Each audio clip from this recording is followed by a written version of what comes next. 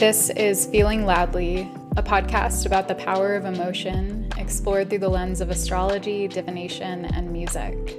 I'm Jana Barrett, an astrologer, diviner, poet, and witch, and I'm here to help you feel your feels and discover your depths.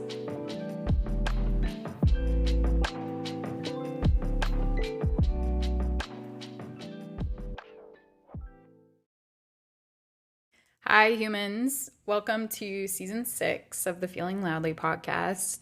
I took a couple months off. It was awesome and good, and I needed it, but I'm excited to be back.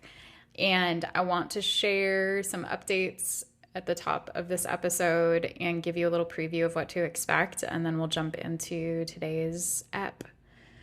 So if you've been a listener before, you know that for last season, I was doing 2 episodes a week, and they were focused on tarot and oracle and kind of digging into different emotional experiences via the Reclaim Oracle deck and the Lillifer Tarot, which are both by the wonderful Little Darkness.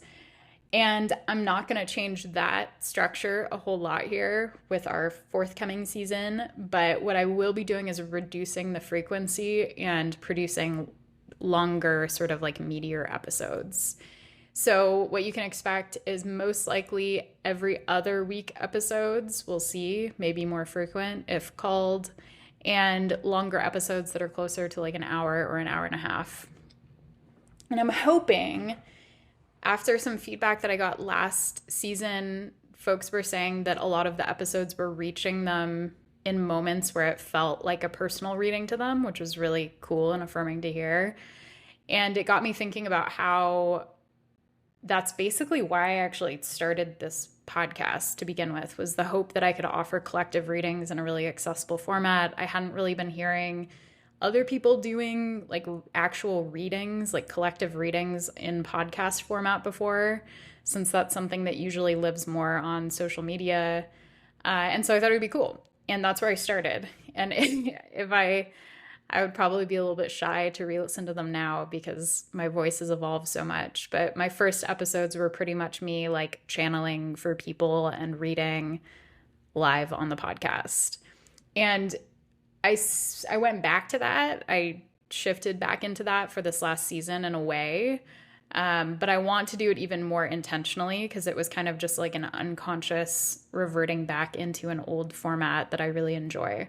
And other people seem to enjoy it too. So that's what we're going to do. We're going to stick with it and keep divining and keep focusing on the tarot, not in like an educational sense, although you might get some learning about archetypes of the tarot from this season and from this podcast in general.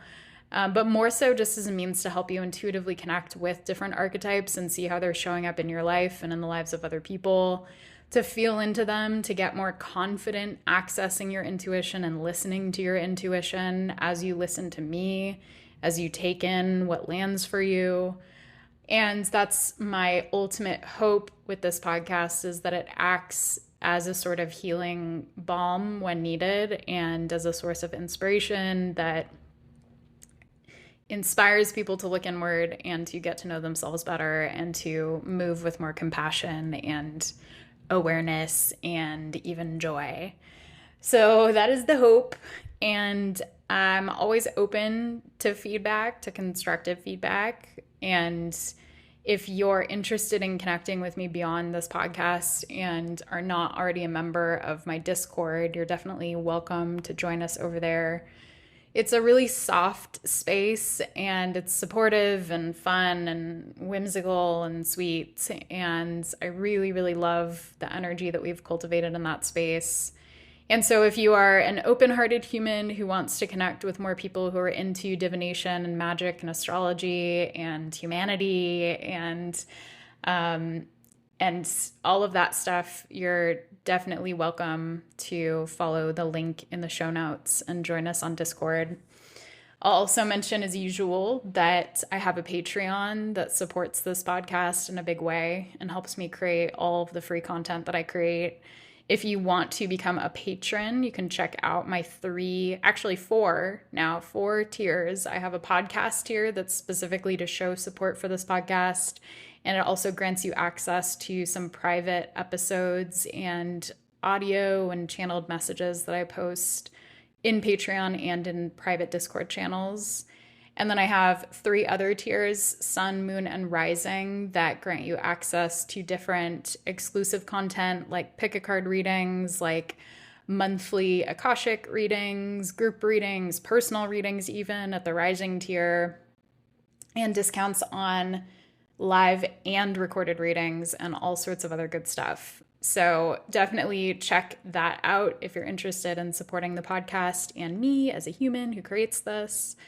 And if you want to connect with other people, it's also a cool way to find some community around shared interests. Lastly, before we get into this episode, what was I going to say? I feel short of breath, which is interesting given the cards that we're going to be working with in this episode today, and I think is kind of a clue into the material. So I'm just going to bookmark that feeling and probably come back to it once we get into it. But the last thing I wanted to mention is that I am, as always, offering private readings. So if you are interested in astrology, tarot, or the Akashic Records, you can book a reading with me via the link below that links out to my services. And if you sign up for my newsletter, which is also linked below, you can get a 10% off code that you can use for any live reading with me. So that's a good little bonus perk. Okay, I think that's it. Let's get into it.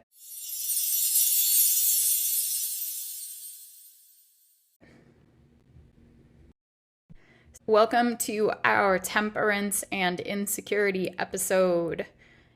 As I did last season, I'm going to work with a tarot card and an oracle card, both created by Little Darkness. We're using the Lillifer Tarot and the Reclaim Oracle. I love these decks so much, I can't recommend them enough. They're gorgeous. There's a new edition of Lillifer that I do not have, but people in my Discord have it, and they share photos, and it's really beautiful. It has like gold outline on some of the imagery. And the Reclaim Oracle, I think, is back in stock and available for sale on their website too. And they're just a really cool, beautiful creator that I definitely recommend supporting, especially if you listen to this pod. So I'll start with the Temperance card. I'm going to read some keywords and associations for Temperance to help us root into the energy of this card. And for anyone listening who's not super familiar with the tarot, this is a moment to just like open up to what you're hearing and hold it with a loose grip. Because again, this isn't exactly an educational podcast. I mean, it is to a degree, but it's more so this opportunity for you to feel into these archetypes and to make the associations intuitively that ring true for you. So obviously, when I talk more about this card and start sharing what's coming up for me organically, that should help you kind of round out your perspective on Temperance as an archetype in general, whether you're new to the tarot or a seasoned tarot reader or whatever. Anywhere in between is welcome here. So Temperance is a Major Arcana, and it is technically number 14, although it is the 15th Major Arcana card because they start at 0 with the Fool. So although it has the number 14 on it and it is associated with the number 14, we could also say that it's the 15th card of the majors. Temperance is associated with the element of fire, the planet Jupiter, and the zodiac sign Sagittarius. It's associated with the stones rainbow quartz, amethyst, and kunzite, and the herbs valerian, dandelion, foxglove, and echinacea. They include an affirmation for each of the majors in this guidebook, which I love. And this one is, I restore harmony within my mind and my body. When this card is upright, it's associated with patience, moderation, heart-mind balance, purpose, calm, healing energy, carefulness, adaptability, self-care, cooperation, and tranquility. And when it appears in the reverse position, it's associated with realignment after excess, self-healing, mental illness, worry, restlessness, and feeling unsettled. So coming back to what I mentioned about how I was feeling out of breath, I just had like another cup of coffee in the afternoon, which is something I don't normally do. And temperance itself, if you were to look up the word temperance in the dictionary, you would see that it means abstinence from alcohol specifically. So it's about actually practicing abstinence or tempering your impulses in a way. And we could apply that to a whole bunch of other stuff outside of alcohol specifically. Like in the context of what I just said, caffeine for me. I just actually like gave in to the desire for excess and had extra caffeine, and now my heart's racing a little bit and I'm kind of out of breath. And before this I was like, wow, I feel so calm. What should I do right now? I should have another cup of coffee. And so that connection to the mind and the body and the impulse to consume can be something that's very real with temperance. And at times us feeding into our impulses might be a way that we fall out of balance and then eventually regain balance and constantly kind of toe the line and figure out what balance truly means to us. None of us live in a state of equilibrium or live in a state of constant balance. And as you know, the phrase goes, moderation, even with moderation itself. Like there's something very human and natural and freeing about allowing ourselves to follow pleasure, and also something very healing about checking in with ourselves and asking, is this going to make me feel good? Or is this something that's potentially gonna like quell a temporary desire and offer that short-term satisfaction, but lead to longer term or sustained suffering in some way? And it's interesting to see this card come up because I bought a bottle of wine last night because I was making an offering and they asked for libations. And I don't drink a whole lot. Like I'll get a bottle of wine and I'll have like a glass of wine, and I'll have cocktails when I'm out and stuff. But it's rare for me to like drink on a consistent basis. But when I was younger, as I've talked about on this podcast before, I drank quite a bit. Like I went to a big party school. I like partied a lot with my friends in high school. And throughout my 20s, I was living in San Francisco and working in a culture where there was a lot of like after work happy hours and drinking to socialize. And so that's been a part of my life and my social world for a long time. And then when I started going through a pretty intense healing crisis in the lead up to my Saturn return, I gave up drinking for a while and then returned to drinking in moderation, and then swung into a period where I was drinking a little bit too much. And like, it's a dance, right? And so now I am a person who doesn't desire to give up alcohol entirely because I really love wine and I really love a good cocktail and I love the pleasure that that gives me. But if I turn that volume knob up too much, it'll start to feel like shit. And it's a depressant. It will make me depressed if I have too much alcohol. And so there's this like dance that I do with myself of finding what my happy medium is. Where is my happy medium? And I'm lucky that I can do that because I don't have an active addiction to alcohol that makes it really unsafe for me to be around and consume. But I do have a history of overdoing it with different types of substances and just like different activities. I can have kind of an obsessive personality and my chart says a lot about that. I've talked a lot about that on previous episodes, but it's something that I need to check in with because coming to our oracle card, when I'm feeling insecure, when I'm feeling unsteady and there's some level of instability in my life, that's typically when I'll reach for something that feels temporarily satisfying, but also has the capacity to really rock my foundation and really knock me even further out of balance. And it can again be that like, oh, this feels like the thing that's going to make me feel better right now, but might actually be contributing to some type of slow but steady spiral that I'm experiencing. And that's something that I went through this winter. I was really low. I was feeling really depressed. And I just had like maybe a week or two where I was like, I'm gonna get a bottle of wine, or I'm gonna like, I had whiskey in the house because I was making offerings and I very rarely drink hard alcohol at home. But I was like, I'm gonna have like a whiskey ginger, and ended up having a whiskey ginger like 4 nights in a row, and then was like, wow, why am I so depressed? And this, like, really, it started like kind of kicking me while I was down. And as soon as I caught that momentum, it was really difficult for me to ease out of it. And I did, but it was mostly because like I didn't want to spend a whole bunch of money on like buying stuff. And so like there was a limitation in place, a practical limitation that helped me stop that. But because I was so low and feeling so insecure, it was very, very easy for me to catch that momentum and start spiraling, essentially.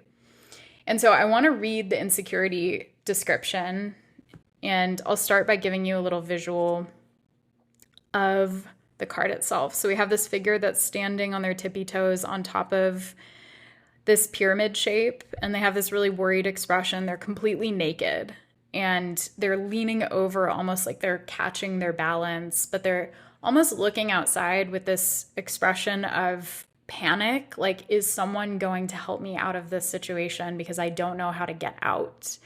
And that can be a thing with insecurity, right? Is that we feel like something is fundamentally broken within us, or maybe we're lacking material security or emotional security. There's something in our lives that feels foundationally really unsteady, and that can lead us into fear responses and coping mechanisms that might end up hurting us and might end up making things worse, even if temporarily they feel a little bit better. And so let's go for a read here. The insecurity card says, insecurity is when my feet are too frail to be with the earth and plant themselves where they belong. It's feeling unsafe because I never got a chance to bloom. It's doubting that what I want is within my reach and failing to see that I deserve what I wish for every night when I go to sleep.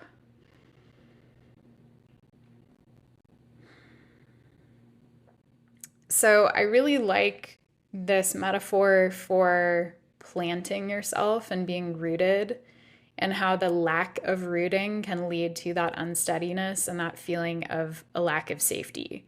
I never got a chance to bloom because I wasn't rooted. Doubting that what I want is within my reach and failing to see that I deserve what I wish for every night when I go to sleep. I posted recently on Threads and Instagram about how a feeling of being really attuned or really conscious of what people think of us and feeling really sensitive to other people's judgments, perceived or real, is something that can be more a product of foundational insecurity at times. And it's also something that's very actually natural and human and even realistic at times, because people's perceptions of us do in many ways impact our reality. People's opinions of us have consequences, and that's just truth. That's not like like I get kind of annoyed and irritated when people are like, just don't worry about what people think of you, because it's practical to be worried about what at least some people think of you, because people's opinions impact us socially, materially, emotionally, psychologically, and an opinion can have a very real impact on the trajectory of your life. And so I don't say that to like stir anxiety for people who are already hyper attuned to people's opinions, but more so to just validate that that's a very real human concern. Being connected and accepted and welcomed by a group, a community, a family is a part of survival. And it's very natural for human beings to feel unsteady, out of alignment, fearful, and insecure when they feel like they're being rejected, judged, or humiliated by the people around them. And so I bring that in here because it feels really important to this read on insecurity about roots. Like when you think about your roots as a person, often you might think about your family of origin or where you came from. Like whether that's a community, again, a family, a parent, whatever your quote roots were. that has such an impact on your trajectory and your ability to grow upward. And it connects me to the fourth house, or the IC in the natal chart, which is the foundation of the chart, the base that we rise from. And it's what supports the opposite house, the 10th house, which is more about the work that we do in this world, our reputation, our legacy, what we leave behind, and sort of that like call often. Like, what am I here to do? People will often look toward the 10th house to consider that. And it's supported again by the bottom of the chart, by the fourth house and the IC, which is often a very, very sensitive point in the chart because it speaks to our roots, our history, our ancestors, our sense of home, or our literal home.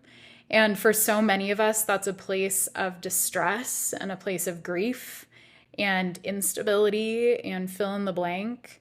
And so when we have that as part of our root system, it often requires a lot of tending and love and care to be able to repair and to be able to build new roots or grow new roots in a different place and with different people and with a different sense of self, even a different identity. If we've grown out of who we felt we were born as or who we were when we were young in those environments when we can control any of our circumstances.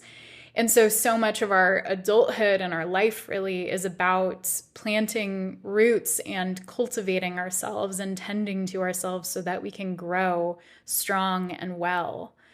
And I think about like, I'm looking around right now and I'm looking at all these plants that I have in my apartment. And plants to me, I'm a Taurus person. I'm a Taurus sun and Mercury and rising. I have a fourth house moon, and my south node is sitting down by my IC. All of those are in Leo. And plants, like vibrant, luscious, delicious, bountiful plants, are so healing for me to have in my space. And they help me to feel rooted. And gardening and repotting plants and tending to plants is such a key part of actually my like self-care routine because I feel so connected to my environment and my home.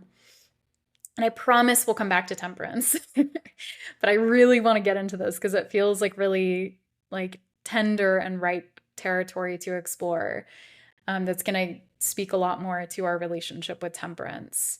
But I partially surround myself with plants and things that I find beautiful and sacred because that helps me tend to myself. It helps me feel rooted. And rootedness is something that's escaped me for really my whole life. I've moved around a lot. I counted it up the other day. I've lived in, I think, like 25 different homes, and I'm in my mid-30s, so that's kind of a lot.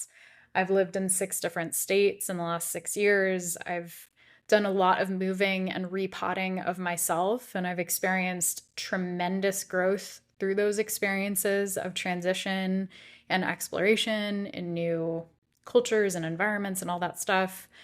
But also that foundational lack of security that's come from all that moving has caused me to feel really insecure at times because I look around and I don't have many friends where I live. I don't know many people. I don't have strong roots that I've planted in the physical environment that I'm in.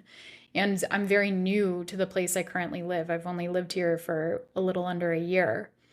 And so there's that process of cultivating our lives and planting roots that can have a lot to do with the place that we're in and with the resources that we have at our disposal.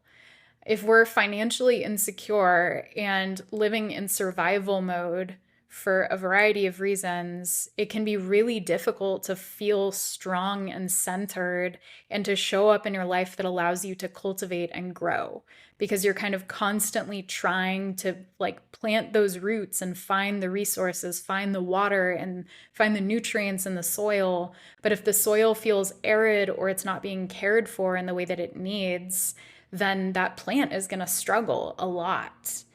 And so I think about how in this context, we tend to really have weird relationships with the idea of insecurity and with the idea of like how that comes to be and how a person develops a sense of insecurity or self-consciousness often has so much more to do with their environment and the way that they've been tended to or not tended to, as opposed to just like a natural sense of self-confidence and security. Like if you, when I think about the moments in my life when I felt the most secure with myself, it's when I had enough money, I had a roof over my head that I could count on not disappearing. I had more than enough money to pay off my bills, to cover my food.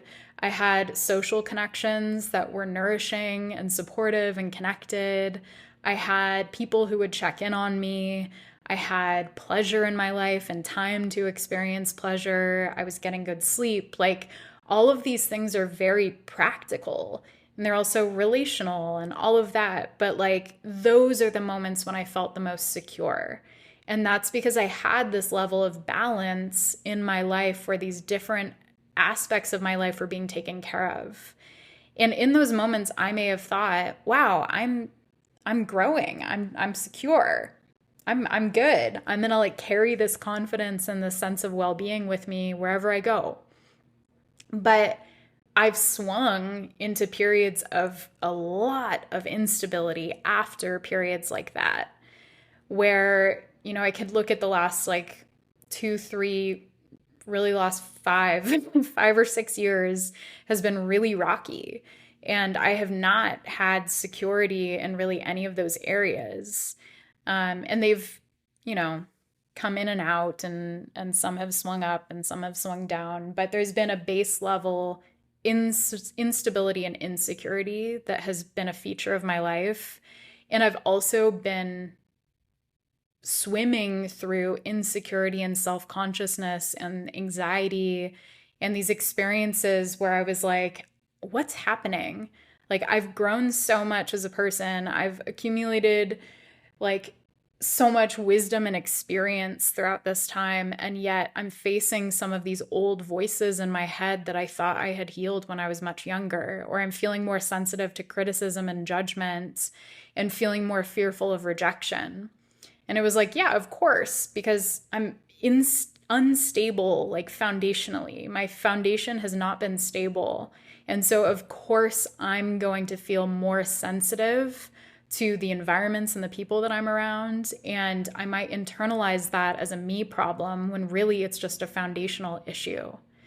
And so that was a huge, like, aside, kind of, or more of a tee up to bring us back to the idea of temperance and how we're talking about moderation and abstinence and all of this stuff.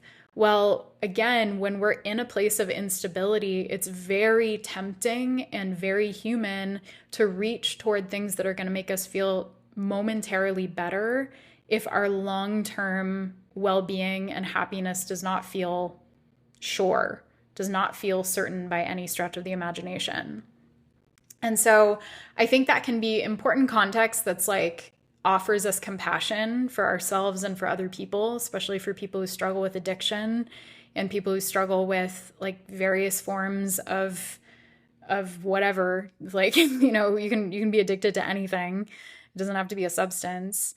It can offer us compassion for ourselves and for each other.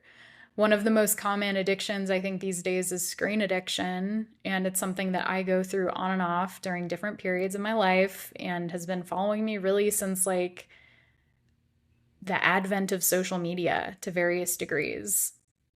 That's an overstatement. I did not struggle with this in high school and college and in like the earlier 2000s, but definitely in the last like 5 years. And part of that is because like look at what we've been going through collectively. We've dealt with a global pandemic. We're experiencing multiple global genocides. We're really scary like election questions on the horizon and people prepping and in this mode of collective anxiety as we're facing so much uncertainty. And so that's a time when addictions tend to flare up and when coping mechanisms that are really, really old tend to flare up. So I offer that to you if you're someone who's been struggling with this stuff to like ground you in compassion. I have compassion for you. I hope you can have compassion for you. And also, I hope that you can have compassion for other people again, because we don't know what people are going through. We don't know what kind of uncertainty individual people are facing.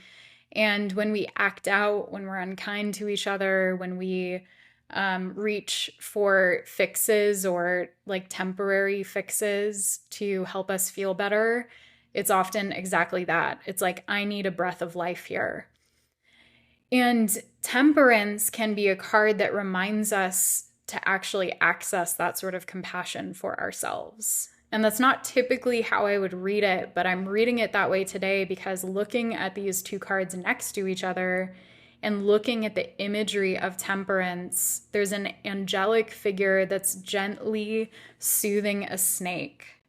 And it almost looks like the snake is pouring out of the angel's chest in the form of a river. And there are these three fish that are swimming along in that river that then turns into a snake. And so it's bringing in this element of soothing the part of us within that can be very rooted in our survival instincts. I think about the snake as being sort of like our base, like base instincts. Snakes are often connected to sexuality, to this sort of like vital energy within us, and also can be figures that instill a lot of fear. Like a lot of people are very afraid of snakes. I'm afraid of snakes. That's not like a phobia, but like they freak me out. And that can be something that we work with when connecting with snake energy, is working with our fear and learning to soothe our fears through experiences of insecurity.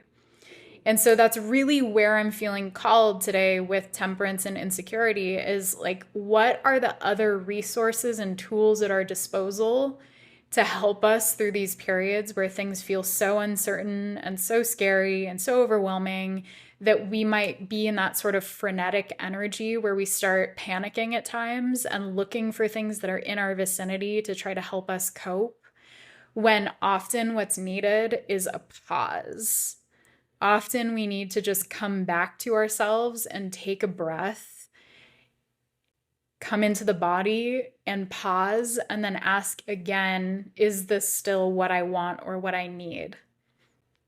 I do this all the time, and not just in this context, but like I have a busy mind. I'll be moving about and kind of going into like a trance state, just like doing things in operating mode without actually being present.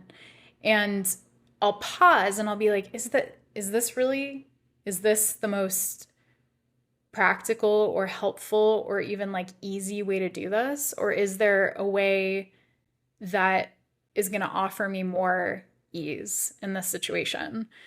To give you like a really, really boring example, I did this earlier. I think I was like cooking or preparing a meal, and I was about to use a tool that wasn't extremely logical given the situation. But because I was making that choice in a split second, I reached for it. And then I paused and I was like, okay, this is not really the best tool for this. So I'm going to put this down gently and I'm going to like come into myself, pause for a second, and then make a different choice. And it's mundane, right? But like we face those types of decisions all day, every day. Those little micro decisions where it's like, I can do this, or I can pause and I can do this. Maybe it's like a few more paces to a different drawer to pick up a different tool that's going to do a better job for me. But that's often the like longer term better choice. Like it may take a little bit more upfront energy, but it's going to save me a lot of stress. And so it feels today like when especially we're feeling insecure, when we're feeling unsteady, when we're feeling unstable, those are the moments when introducing a pause can be really empowering, because it shows us that we don't just have one option. That's something that Jessica Lanyadoo of Ghost of a Podcast says often, is like, if you're only seeing like one or two options, then you're not seeing all the options. And that's a horrible paraphrase. She says it much more eloquently. But like in essence, if you're only seeing this way or that way, then your vision is limited. And it's time to pause, to back up, and to give yourself a little bit more space to take it all in and to then make a choice from a grounded place. And again, like that, it's not easy. It's simple, but it's not easy. It's advice that is simple in our heads, but is not often that easy to carry out in day-to-day life because it requires presence and it requires us kind of like interrupting the trance pattern that helps us just make choices from a place of often fear, insecurity, and urgency. Temperance is not an urgent card. Temperance is a card that invites us to take something at a pace that feels sustainable and that feels even soothing.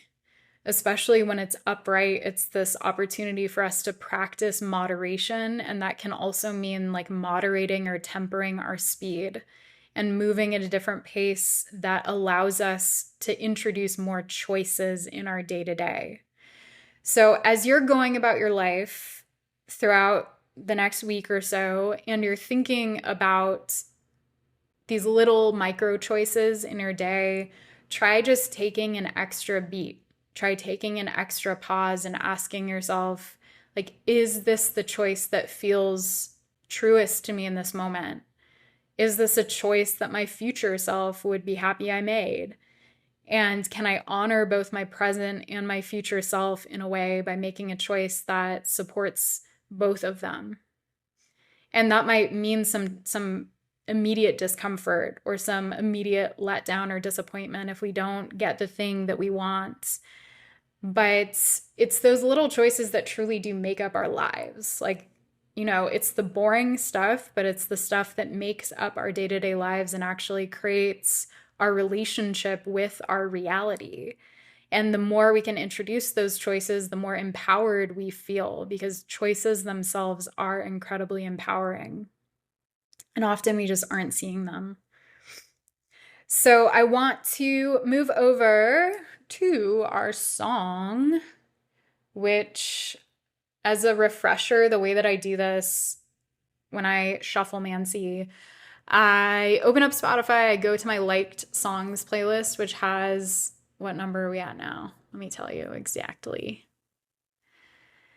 It has 1,558 songs on it. So we got a big sample here. And I'll enable shuffle, I'll like get present, and then I'll hit play.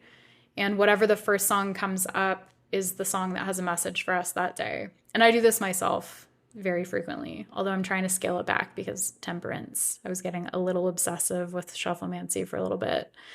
But today our liked song, or our selected song, is Solstice by Yeek, Yeek. I really love this song, and I also was not too familiar with the lyrics, but funny enough, it's very on point. So I'm not going to read all of them, but the one bit that stands out goes, I need a cool 70 degrees. I feel 70 in my knees. I've been weak from all the beverages. I've been weak from all the trees. I don't even toke that much. I don't even smoke that much. And then the next bit goes, but I spent a whole got a lot to say, but I spent a whole cold season thinking about it every day. Solstice coming up. Girl, you know what's up. My mood don't give a what. And going back to the first part, like they're literally talking about drinking or smoking in moderation. They're saying, I've been weak from all the beverages. I've been weak from all the trees smoking. But at the same time, like, I don't even toke that much. I don't even smoke that much. And so there's this maybe like even self-consciousness in this. Like they're feeling the physical impact of drinking and smoking a lot. But then they're saying, like, I don't even do it that much. Like I'm not indulging as much as my body is telling me it is. And so that might be a clue into working with temperance consciously, is also remembering that each of our bodies is unique and has different levels and thresholds of what feels okay. And so often we're conditioned into seeing health and wellness as like these static formulaic things that should work for everyone. Like, think the food pyramid, think like the number of drinks for your body weight, all like so many things. And of course, most of them are built on like racist patriarchal norms and studied on white men. And it's like there's so much that goes into that stuff. And that like homogeny, is that even the right word in this context? I don't know. But there's so much like bullshit that goes into producing those so-called norms that should work for all of us. And of course, there are benefits to standardizing some stuff, but also a lot of consequences. One of them being that it takes us away from our intuitive relationship with our own bodies. And when we're told that we need to eat a certain way, drink a certain way, exercise a certain way, that we need to weigh a certain amount or have a particular BMI or look a certain way or tend to ourselves in one standardized format, what that does is it introduces shame, and it also drives us away again from our intuitive relationship with our own bodies, to the point sometimes that we might be trying something over and over again because we're told it's supposed to work, and it ends up not working for us, and then we think it's an us problem. Or if we try to get to like an optimum weight, or if we like do a diet, or if we introduce certain foods or supplements or whatever that we're told is supposed to work, and then our body tells us it's not working, this isn't right for me, we might not listen to those cues because there's so much bullshit surrounding health and wellness. And the same really goes again for like our relationship to alcohol and maybe our relationship to weed. Like I've had, as someone who again I used to drink and smoke quite a bit. I smoked a lot in my 20s. At one point I was like a daily weed smoker, and now I can't even touch weed because it gives me panic attacks. And it does not feel good. Like I get zero soothing and zero calm from the experience of smoking. And yet, you know, it's plant medicine, and a lot of people use it as such, and that's because that's true for them and their relationship with that plant. For me, it's not. It once was, but it no longer is.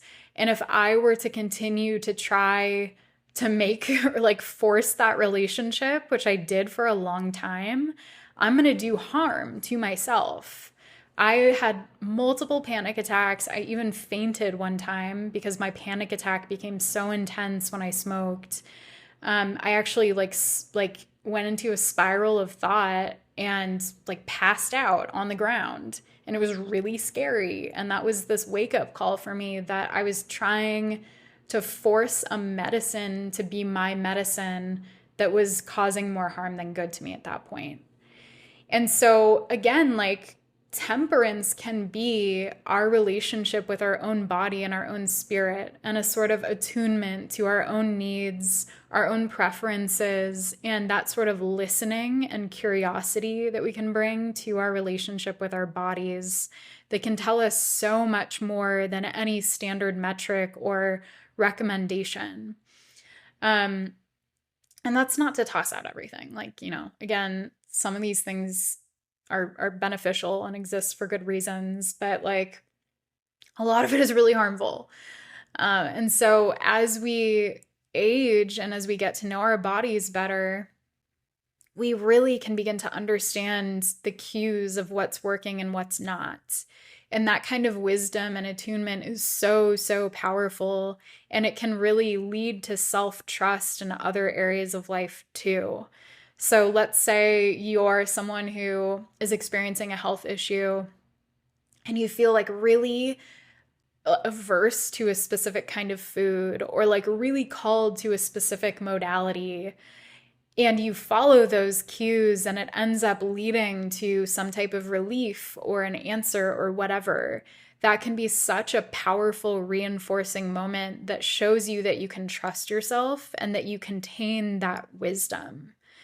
And on the other hand, if something is recommended to you, or you've heard that something works and you try it and it has like really shitty consequences and side effects, and you listen and you let go of that thing and you trust your body, even though your intellect is maybe telling you to keep going, that again can be that moment of reinforcement where it's like, I can trust myself. And that in turn can lead to us feeling more secure. When we affirm our body's needs, our body becomes more relaxed in our presence. I've mentioned so many times on the podcast that I work with internal family systems, IFS. I've done a lot of years of IFS with therapists in the past. I got certified in IFS because I loved it so much and I wanted to bring it into my astrology and divination practice. And often for me, just to give you context before I get into that, IFS works with parts of ourselves. It's a form of parts work. And that means that we're in conversation with different parts of ourselves, often like sub-personalities or sub-identities. And they each have their own impulses and needs and preferences.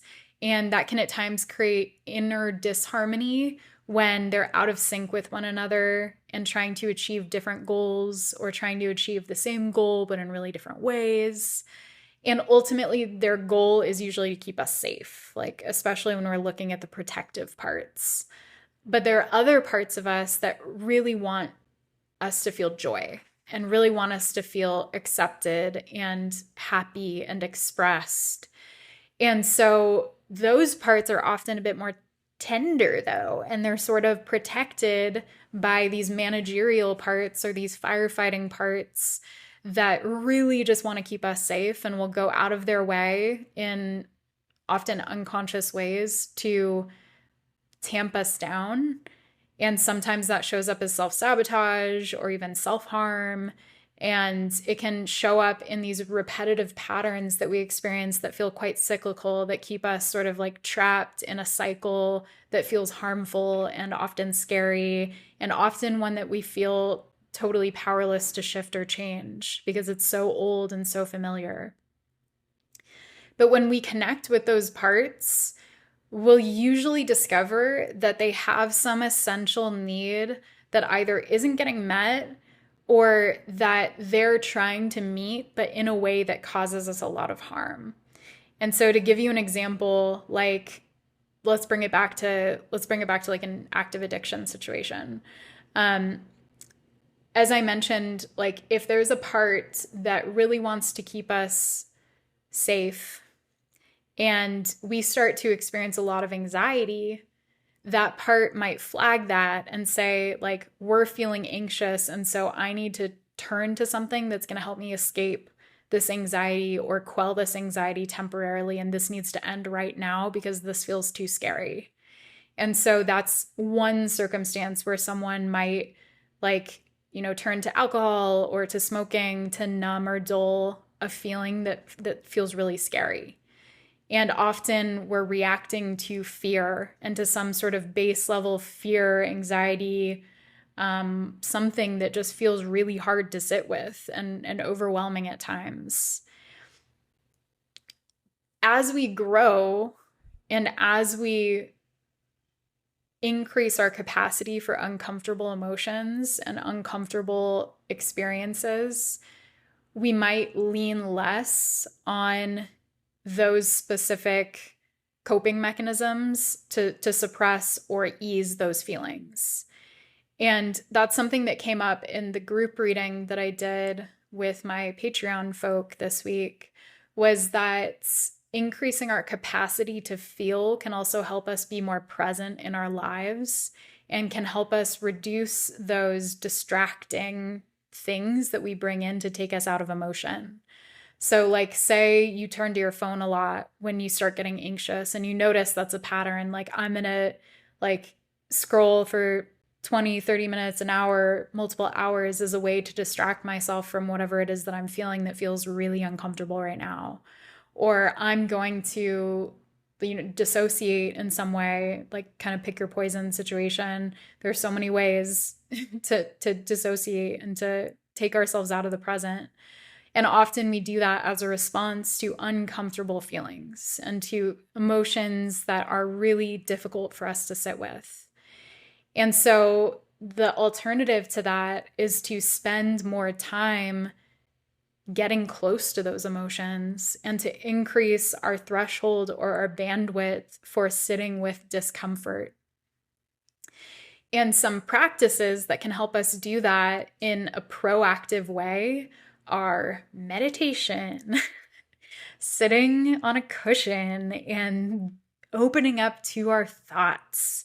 There's a reason meditation is something that so many people are very averse to, and it's because sitting with our thoughts and making space to go inward and to get curious can be really freaky if that's something that you've distracted yourself from, or like if there's a lot of pain that's contained within your mind, it can be scary to turn off all of the external stimuli and to just be present with it. It's uncomfortable. And it also is one of the best ways to increase our capacity for discomfort and to soothe that part of us that yearns to distract ourselves when discomfort comes up in ways that might harm us. Other things are like, I'm not going to get into all the like bro. There are all sorts of like bro core, like cold dips, and I don't know, cold plunging, and like, that a lot of this stuff has very real benefits, but the culture around it can be kind of irritating. Anyway, not to hate on anyone who does that. Cold plunges are really amazing and do a lot of good for the body. But like, that's another example of something that is uncomfortable. But the more that we allow ourselves to be present with it and to go into it, the more we develop that muscle that's really strong and can help us stay present through other uncomfortable stuff that we face, which is like the reality of life. And so I think that there's this, like, again, we do that with moderation, and that's coming through with temperance. Like, how can we be with discomfort, but also offer us pleasure? How can we embrace pleasure and even increase our capacity for beautiful emotions and for literal pleasure? Can we increase our capacity to experience emotions like joy, like calm? Maybe you have more of a little trigger point when it comes to emotions like that might be perceived as, quote, easy. But for a lot of us, it's scary to experience happiness. It's scary to experience pleasure. It's scary to experience joy and relaxation. And it sort of sets off an alarm bell that says, like, I have to change this, or I have to get out of this, because it can be threatening in some way. And that's really common for trauma survivors and people who've not experienced a lot of stability and security in their lives, is that feelings of calm and joy and connection can actually end up being triggers. And we might distract ourselves and pull ourselves out of those feelings because we haven't really built up our capacity for all of that. And it can be scary, like it's going to get taken away, it's not real, like all of those scary thoughts can come in. But the key for us is to increase our capacity for that too. And that might look like like a daily pleasure practice. It might look like allowing ourselves to be present with beautiful emotions and to not try to talk ourselves out of them. And again, these are things that are maybe simple but not easy, and it takes time, and it's steady, and it's not in one fell swoop. It's not something we cultivate or develop overnight. It's something that we live. And in that way, temperance can be this representation of the daily practices that bring us from a place of insecurity into a place of security. Security with ourselves is building self-trust over time through repetitive choices and actions that support our well-being.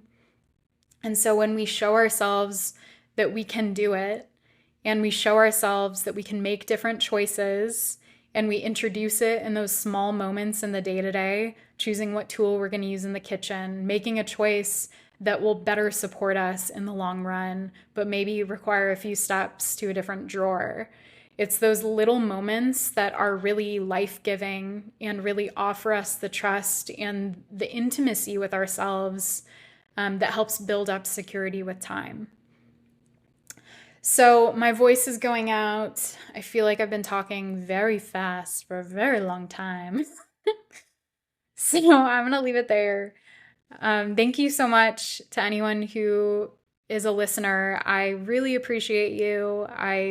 It's really meaningful to me to have people on the other side of this, even though I don't have the opportunity to chat with people much about these episodes. It's really cool to just see numbers and know that people are listening and receive your ratings and positive words when they come through and constructive feedback when it comes through.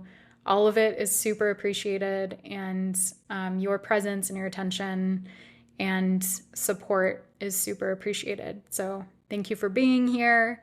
I hope you have a beautiful week. And if you're interested, I will be sending out my Full Moon in Aquarius newsletter in the next couple days, as well as some Patreon content. So both of those are linked out in the show notes if you want to join me over there. Take care.